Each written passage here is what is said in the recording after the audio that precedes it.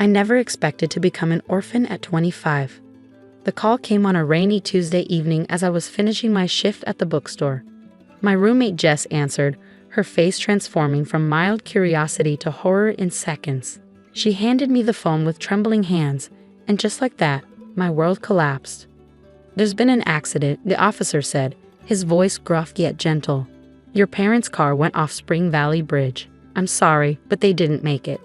The following days passed in a blur of funeral arrangements, condolence cards, and a hollow ache that seemed to consume me from the inside out. My name is Emma Mitchell, and suddenly I was alone in the world, or so I thought. What I didn't expect was for my Aunt Patricia to swoop in like a vulture circling a carcass. "Such a tragedy," she declared at the funeral reception, her designer black dress immaculate, not a hair out of place despite the gusty cemetery winds. Robert and Claire were always so adventurous. I warned them about those mountain roads. The way she emphasized adventurous made it sound like a character flaw. I'd grown up hearing her subtle digs at my parents' lifestyle choices, their modest home in the suburbs, Dad's career as a high school teacher rather than joining the family business, Mom's preference for gardening over country club memberships. Aunt Patricia had always been the picture of high society, married to Uncle Richard, who came from old money. They lived in the Grand Mitchell family estate, a sprawling Victorian mansion that had been in the family for generations. My grandfather had allowed them to live there after their marriage, and they'd made it the centerpiece of their social standing. "Emma, dear," Patricia approached me after most of the mourners had left, her artificial smile not reaching her eyes. "We need to discuss your future." "My future?" I asked, still numb from grief. "Yes, sweetie. You can't possibly continue living in that tiny apartment. And that little job at the bookstore," she wrinkled her nose. "Your father always had such modest ambitions, but you don't have to follow that path." I bristled at her dismissal of my dad's teaching career, which he'd loved passionately for over 20 years. "I'm doing fine, Aunt Patricia." "Nonsense. You'll come stay with us until you find something more suitable. Though I don't know what kind of prospects you'll have with that liberal arts degree." She sighed dramatically.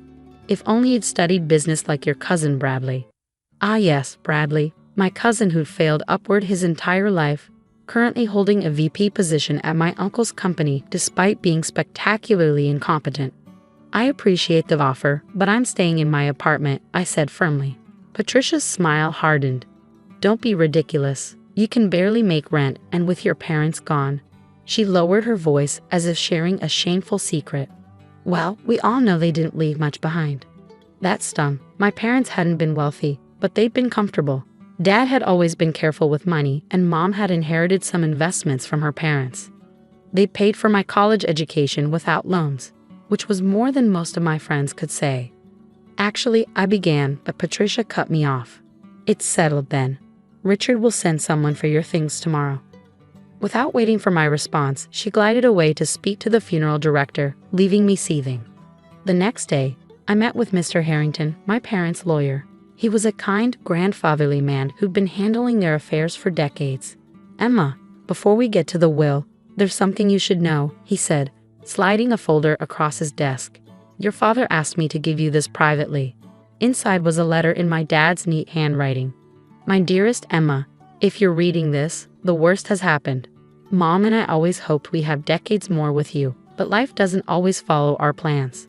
There's something we never told you about our family history. My father, your grandfather, was a complicated man. When I chose to become a teacher instead of joining the family business, he was disappointed. But privately he told me he respected my choice to follow my own path.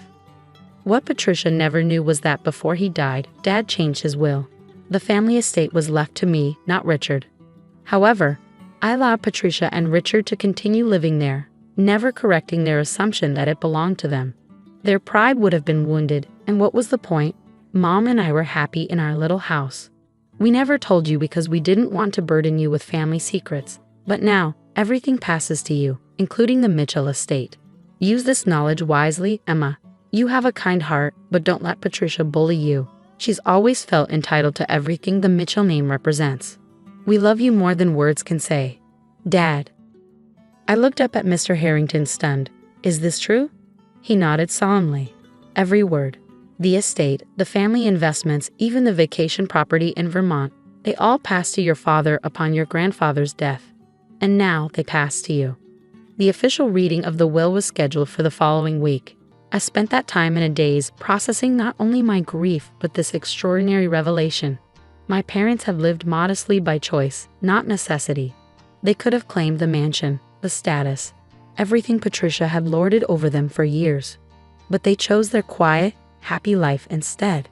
The day of the will reading, I arrived at Mr. Harrington's office to find Patricia and Richard already there, along with Bradley. Patricia had that same condescending smile that had always made me feel small. "Emma, darling, have you packed your things? Richard's assistant can pick them up after this formality." I just nodded, not trusting myself to speak yet. As Mr. Harrington read through the standard legal preamble, Patricia examined her manicure, looking bored. But when he got to the part about the distribution of assets, her head snapped up. "To my daughter, Emma Claire Mitchell, I leave all my worldly possessions, including but not limited to all bank accounts, investment portfolios, my share in Mitchell Enterprises, and all real estate holdings, specifically the Mitchell family estate at 47 Oakwood Drive, the vacation property at Lake Champlain, Vermont, and my personal residence." Patricia's face drained of color.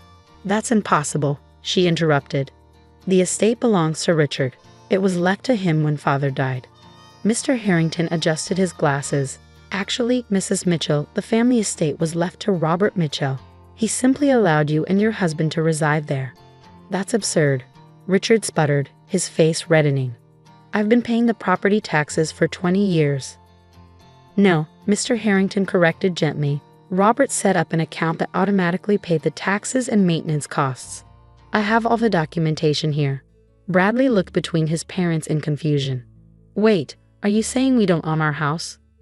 "It appears," I said, finding my voice at last, "that you've been living in my house." Patricia stood up, her hands shaking. "This is a mistake. Robert wouldn't. He couldn't." She turned to me, her eyes flashing. "You put him up to this, didn't you? Always the quiet one, but scheming behind our backs." I thought of all the times Patricia had made snide comments about my parents, about me. The Christmas dinners where she questioned my career choices. The family gatherings where she compared me unfavorably to Bradley, despite his mediocrity. "I knew nothing about this until yesterday," I said calmly. "But it seems grandfather saw something in my father that he never saw in Uncle Richard." Richard slammed his hand on the desk. "I'll contest this. Robert had no right." "Actually," Mr. Harrington interrupted, "he had every legal right. And the statute of limitations for contesting your father's will expired 19 years ago." Patricia's face contorted with rage and disbelief. "You can't possibly mean to enforce this, Emma. We're family. That house has been our home for decades." I thought about what my parents would do. They had let Patricia and Richard keep their illusions of superiority all these years, never correcting them, never using their actual power to humble them. But I wasn't my parents. "I'll need the keys by Friday," I said quietly. Patricia's mouth opened and closed like a fish out of water. "You worthless little..." she began, but Richard grabbed her arm, silencing her. "You can't just throw us out. Where are we supposed to go?" I considered the question. "You have the vacation house in the Hamptons, don't you? The one you're always bragging about at family gatherings." "That's a summer home," Patricia practically shrieked. "It's not winterized. It's February." "Then I suggest you start looking for a rental," I replied, gathering my things.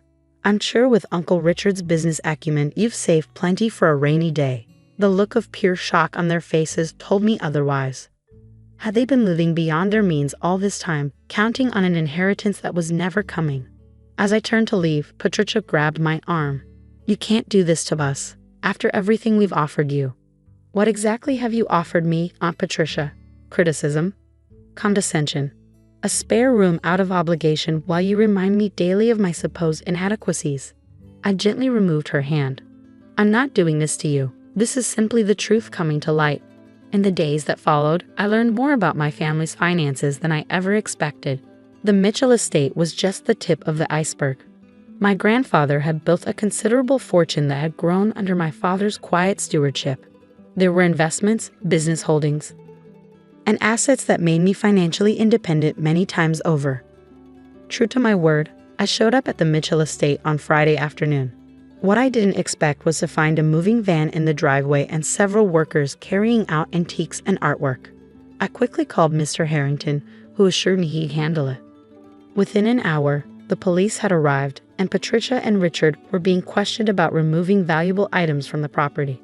"These are family heirlooms," Patricia insisted, gesturing wildly at a painting being returned to the foyer. "They belong to the Mitchell family." "Yes," I agreed, stepping forward. "And I'm the Mitchell who owns them now." The look of hatred in her eyes would have wounded me once. Now I just felt sad for her. The police supervised as the movers returned everything to the house. A tearful Patricia was escorted to her car by an ashen-faced Richard. "You'll regret this," she hissed as she passed me. "The family will hear what you've done." "The family will hear the truth," I replied, perhaps for the first time. After they left, I stood alone in the grand entrance hall of the Mitchell estate. My estate. The house was beautiful, with its soaring ceilings and intricate woodwork, but it felt cold, unlived in despite having been occupied for years. I wandered from room to room, running my hands over furniture that had been in my family for generations. In what had been my grandfather's study, I found a photograph I'd never seen before. My dad as a young man, standing proudly next to my grandfather. They were smiling, looking so similar it was startling. As tears welled in my eyes, my phone rang. It was Jess checking on me. "How did it go?" she asked cautiously. "They're gone," I said, still staring at the photograph. "But I don't know if I want to live here. It's so big and full of history." "Well," Jess said thoughtfully, "you could always sell it." "Maybe," I replied, "or maybe something else." 6 months later, the Mitchell estate had been transformed. The East Wing had been converted into a community center offering after-school programs for underprivileged kids. The gardens had been opened to the public, with a portion dedicated to a community vegetable garden. And I'd established the Robert and Claire Mitchell Scholarship Fund for students pursuing education degrees. Patricia and Richard never spoke to me again, though I heard through family grapevine that they'd had to downsize considerably, moving into a condo in the city. Bradley, surprisingly, reached out after a few months. "I didn't know," he said awkwardly when we met for coffee, "about how Mom treated your dad, or you. It's not your fault," I assured him. Still, he shifted uncomfortably. "I should have seen it. And for what it's worth, I'm sorry." I believed him, and when he asked if he could volunteer at the community center, I agreed. On the anniversary of my parents' death, I stood in the garden they would have loved, surrounded by blooming flowers and the sounds of children laughing in the distance. I couldn't bring my parents back, but I could honor them by using their legacy the way they would have wanted, to help others, to create joy, to build rather than divide. "I hope I'm making you proud," I whispered to the garden, imagining them there with me.